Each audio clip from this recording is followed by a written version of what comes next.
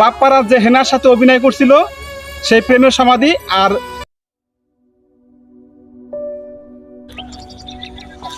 বলেন তো এগুলা কি? আপনারা যারা যারা জানেন অবশ্যই কমেন্টসে জানাবেন। এটা আপনাদের জন্য আজকে একটা দাদা, যে উত্তর দিতে না পারবেন সে একটা গাদা।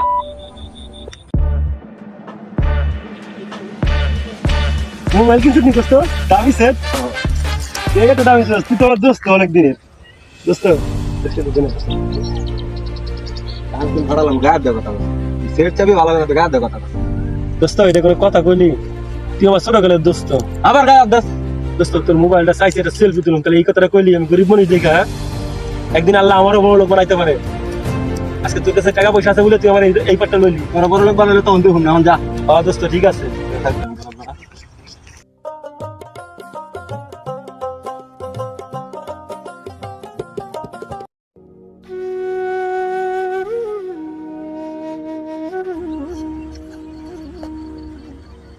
ভাই সাহায্য দেবেন? দোস্ত তুই দোস্ত তোর এই অবস্থা কেন? আরে দোস্ত তুই আমার বুকে আয় দোস্ত, তুই অনেক দূর পরে আইস, তুই কই আসলি এত দূর পরে? অনেক কাহিনী। হ্যাঁ দোস্ত, দোস্ত তোর কাছে একদিন কেরা মোবাইল চাইছিলাম, একটা ছবি তুলু। দেখ দোস্ত আমি কত সুন্দর দামি মোবাইল কিনছি, আয় তোর একটা ছবি তুলু দোস্ত। দোস্ত কান্দিস না, থাক দোস্ত একটা কথা কই, টাকা পয়সা হয়েছে বলে অহংকার করবি না কোনোদিনও। আজকে তোর কাছে তোর কাছে টাকা ছিল, আমার কিছু আসিল না। আজকে দেখ আমার বাপে কত টাকা কিনে দিছে, আমি কত টাকার মালিক হয়ে গেছি দোস্ত।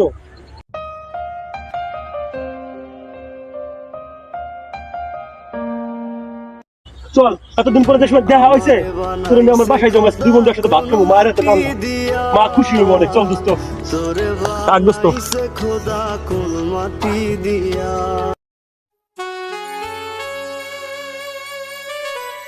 খুব সুন্দর, ভালো লাগে আমার কাছে জায়গাটা। আজকে নতুন আইছি, হ্যাঁ জায়গাটা কেমন লাগে আপনারা অবশ্যই জানাবেন। যদি জায়গাটা খুব ভালো লাগে তাহলে আমরা আবার আসবো এখানে আপনাদেরকে বিনোদন দেওয়ার জন্য।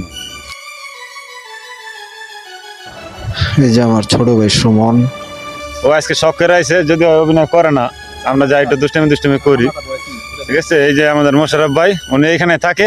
মোশাররফ ভাইয়ের এলাকায় মূলত আসছে আমরা, ঠিক আছে। মোশাররফ ভাই মনে কিছু বলবেন ভাই? আমি বলতে চাই, আজকে আমরা যে জায়গাটার ভিতরে আজকে ভিডিও বানাইছি ভাই, এই জায়গাটা ভাই মানে এমন একটা জায়গা যা আপনারা শুনলে অবাক হয়ে যাবেন। বাপ্পারাজ যে হেনার সাথে অভিনয় করছিল সেই প্রেমের সমাধি। আর হেনারে যে বিয়া কইরা নিয়ে গেছিল যেই নৌকা দিয়া ভাই, সেই নৌকা ওই যে। আই হায় ভাই, কোন কি? হ্যাঁ এই যে এখানে যে নৌকাটা আছে, এই নৌকা দিয়া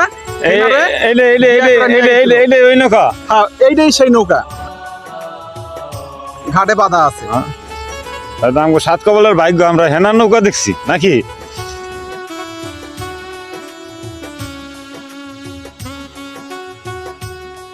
এই নৌকা দিয়ে হেনারে বিয়া করে নিয়ে গেছিল। আর বাপ্পারাজ মনে করেন 3 কোটি খায়া পড়ে গেছিল। ও তাহলে ওই নদীর শুকায় অনেক খাল হয়ে গেছে না? নদী শুকায় খাল হয়ে গেছে। আচ্ছা আচ্ছা আচ্ছা। এই চর কইরা